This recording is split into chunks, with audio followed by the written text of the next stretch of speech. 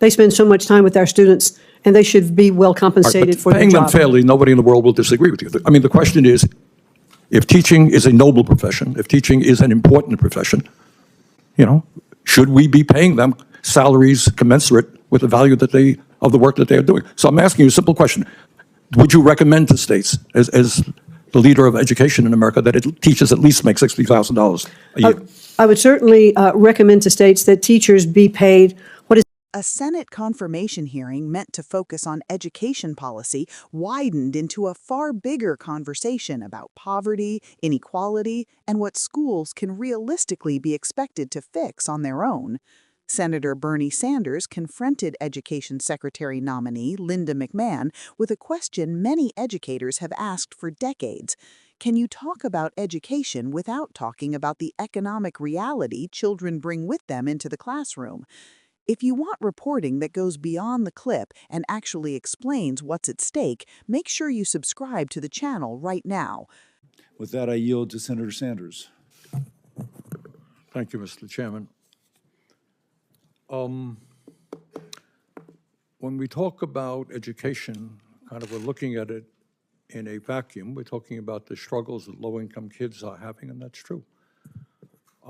But Mrs. McMahon, you are also aware that in America we have more income and wealth inequality than we've ever had before. You are aware that we have the highest rate of childhood poverty of almost any major country on earth. You are aware, I suspect, that teachers are dealing with kids who are literally homeless, kids who come from dysfunctional families where there is violence.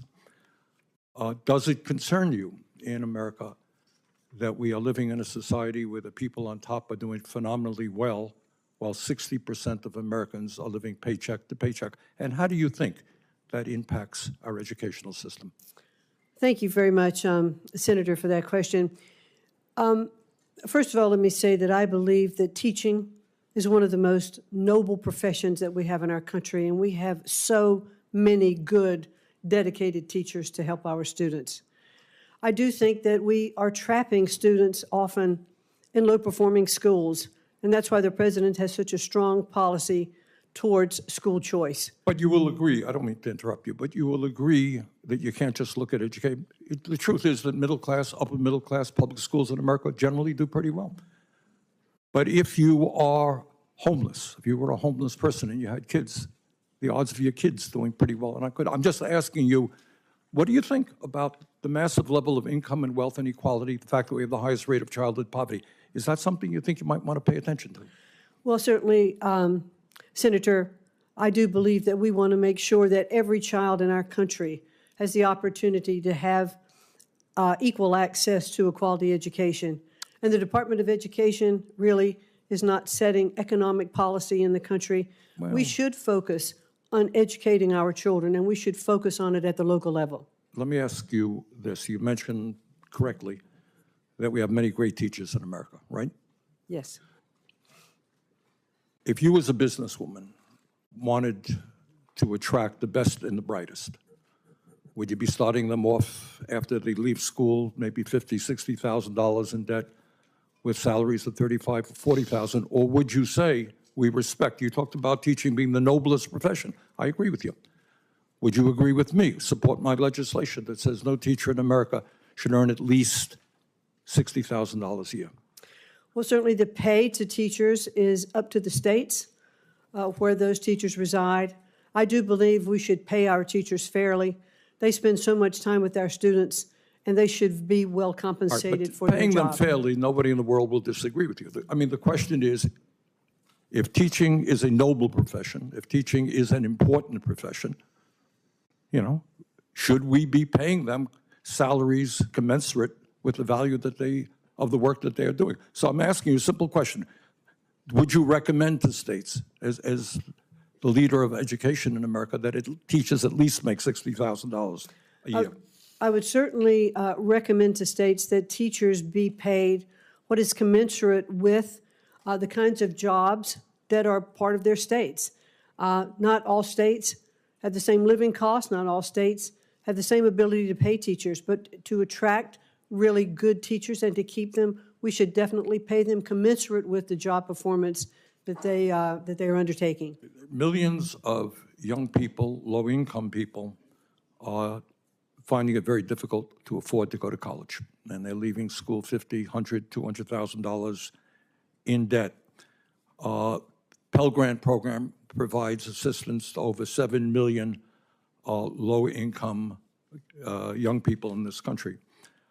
Can you guarantee to us, if you are made a Secretary of Education, that no student in America will lose their Pell Grant as the department is dismantled? Certainly, the defunding is not the goal here. The continuation of Pell Grants, I'd actually even like to see an expansion of Pell Grants. I'd like to see short-term certificates for Pell Grants for students who aren't going on to four-year universities, who could have the opportunity to use Pell Grants for skill-based learning. All right, so what I'm hearing you say is Pell Grant program will continue under your administration. Yes. Okay.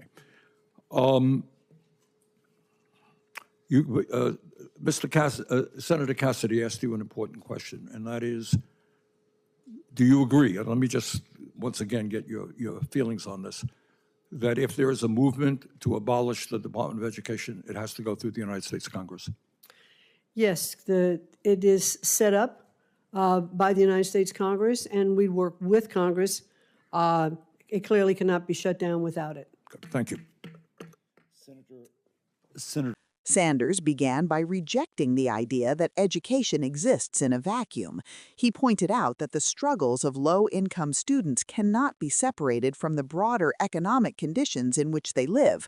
He cited the massive level of income and wealth inequality in the United States, noting that the country has one of the highest childhood poverty rates among wealthy nations. Sanders interrupted to sharpen the point. He acknowledged that middle-class and upper-middle-class public schools often perform well. The problem, he said, is not schools alone, but poverty itself. If a child is homeless, the odds of academic success drop dramatically, regardless of the school building they attend. He pressed McMahon again on whether extreme inequality and high childhood poverty are issues education leaders should be paying attention to. If this framing is helping you see the education debate differently, take a moment to subscribe so you don't miss coverage like this. McMahon answered by saying she supports equal access to education, but emphasized that the Department of Education does not set economic policy. She argued that education should be focused at the local level, implicitly separating schooling from the broader social safety net. McMahon replied that teacher pay is determined by states and localities. She agreed that teachers should be paid fairly and acknowledged the time and effort they devote to students, but she stopped short of endorsing a national minimum salary, citing differences in cost of living and state budgets. Sanders pressed again. If teaching is truly one of the most important professions in America, he asked, should salaries reflect the value of the work? He asked whether, as the nation's top education official, she would recommend that states aim for a $60,000 baseline. McMahon maintained her position, saying pay should be commensurate with job demands and regional economic conditions, while agreeing that competitive salaries are necessary to attract and retain quality teachers. Before moving on, subscribe to the channel if you want coverage that connects education policy to real-world economics and classroom realities. Sanders then turned to higher education and student debt.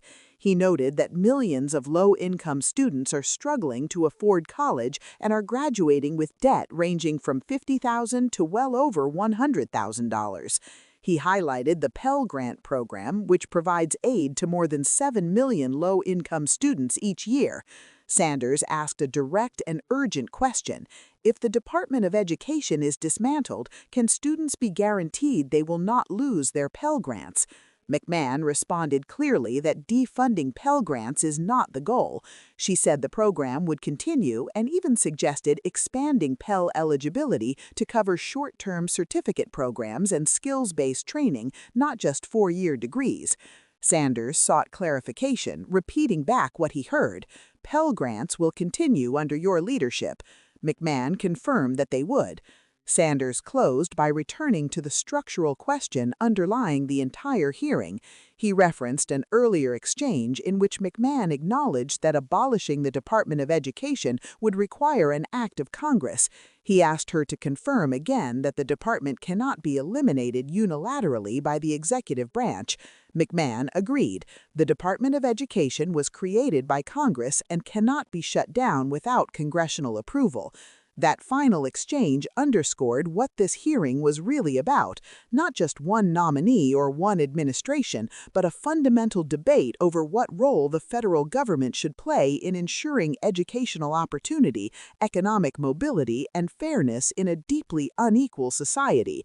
This was not simply a conversation about schools. It was about whether the nation is willing to confront the economic conditions that shape students' lives long before they ever walk into a classroom.